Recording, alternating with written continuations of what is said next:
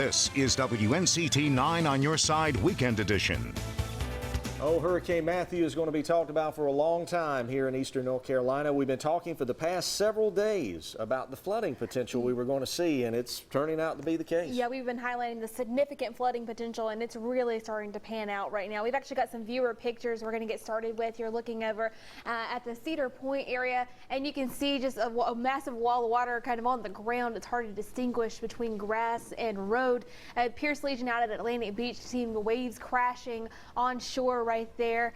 And then what else kind of pictures? I know we've got a video coming up here soon. This is a Pamlico Sound Birdie Cartwright, and you can see that dock is underwater that you see right there on your screen. Here's a look at a car that was actually abandoned on the side of the road thanks to some of the flooding. And then we've got this video here that we want to show to you. This is over in Goldsboro. Jerry, I'm going to let you talk about this area because you know this area very well. Absolutely. In fact, when you look at this, you don't even catch it at first. Folks, that's all out underwater, what you're seeing here. And again, this is the Target store is just out of view here. Berkeley Mall would be just out of view of this shot too. This is on the overpass on the edge of Goldsboro. And you actually will see in some of this, we have cars that are actually under the water there. See? This is a level of flooding that we do not get here in eastern North Carolina very often, even with hurricanes that pass through. This is a cumulative effect type of rain problem we have. It has to do partially with all the excessive water we had in September, and then of course the additional totals that we have had piling on with Hurricane Matthew moving in too. So this is a significant flooding event and one that will be remembered for a long time in the WNCT 9 on your side viewing area. Our temperatures outside are warm. It feels muggy, and our winds have been high at times tonight. Lumberton gusting near 70 miles an hour earlier in the evening, even around Goldsboro, some near 60-mile-per-hour gusts. We've been talking about the potential all week long for some tropical storm force or maybe even close to hurricane force wind gusts. That has been panning out very nicely. You can see the progress of Matthew. Thankfully, the system is in a much weakened condition now and will likely be downgraded to a tropical storm. But don't drop your guard, because storm surge potential and strong gusty winds and coastal flooding will continue well into the day on Sunday, especially towards the Outer Banks, Pamlico, and Albemarle Sound as the center of circulation moves offshore and Matthew finally begins to retreat out over the water. Up in a few minutes, we'll take you much more specifically with what we can expect for the rest of the night and what lies ahead when some of these river levels finally start to crest. Thanks, Jerry. Good evening, and thanks for joining us tonight. I'm Kelly Byrne. And I'm Patrick Quinn. Hurricane Matthew is still strong and continuing to move north after battering the Florida, Georgia, and South Carolina coastlines. The powerful storm has already claimed the lives of 3 people here in North Carolina. We have team coverage tonight as WNCT crews are working around the clock to bring you the very latest with Hurricane Matthew. We have WNCT's Allie Weatherton joining us live in Atlantic Beach and Zora Stevenson in Newburn. But first, we start with Allie. Allie, what do you see out there?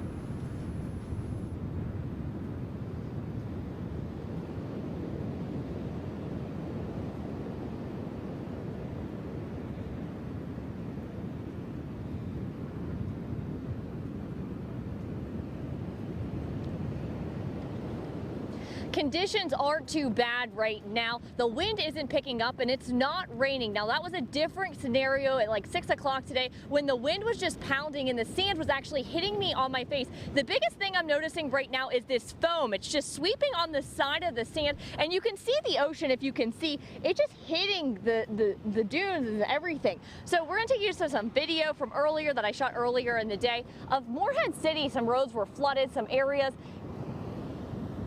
And you can see it was Shepherd Road where it was blocked off. Now for some damages, I personally haven't seen much damage here in Morehead City beside the sign for Tony's Surf Shop. Many people here in Atlantic Beach I've talked with are either residents here for a wedding or just wanted to see what the hurricane looks like. Coming out looking at some of the damage, looking at the ocean, it's really in an odd way very pretty. Just drive around because when the power goes out and there's no football, it's just going to be me. So I thought I'd get out and ride around for a little.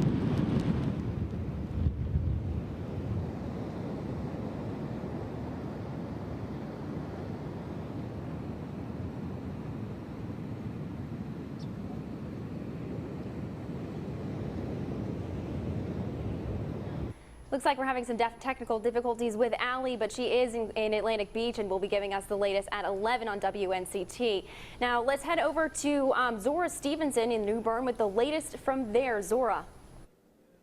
Yeah, we're seeing a little bit of a break in the action here, Kelly, but Jerry keeps talking about not letting your guard down, and that's the biggest thing. As soon as you feel like, oh, okay, it's slowed down a little bit, huge wind gusts, lots of rain. And what's scary is a lot of the roads were flooded earlier today, so it seems the worst is yet to come. This is what it looked like at a lot of the low-lying areas in Newburn. First, Union Point Park, underwater. We know this place always floods. It was closed for most of the day. Then a couple blocks away on Front Street, parts of the road are washed away. It's hard to tell where the street starts and where the river stops. Earlier, a lot of people were out and about, and while it was all smiles during the day, people know this is only the beginning. You can see the water is already coming up to the front of the road. So considering that a lot of the rain hasn't really hit us yet, it is a little concerning with how much flood we've had so quickly. It's kind of wet here. The river's coming up pretty good. Nervous at all? Nah, I don't live down here, so I don't have to worry. My house is up high. There are a number of swift water rescue teams in town. They've responded to 2 calls already. Both people were stranded in cars and made it out safely. Some National Guard members are also in town. And we've already seen some damages from Matthew in the Newburn area. Rose Street, there was a power line down. On National Avenue here in Newburn, a tree hit 2 homes, and then a pier was already lost at Union Point Park. So this is nothing to play with, folks. As I was telling you earlier, 2 people already stranded in cars. You can kind of, I don't know if you can hear it, the wind kind of howling behind me. So off and on conditions, lots of rain, which is what we definitely don't. All right, thanks, Zora.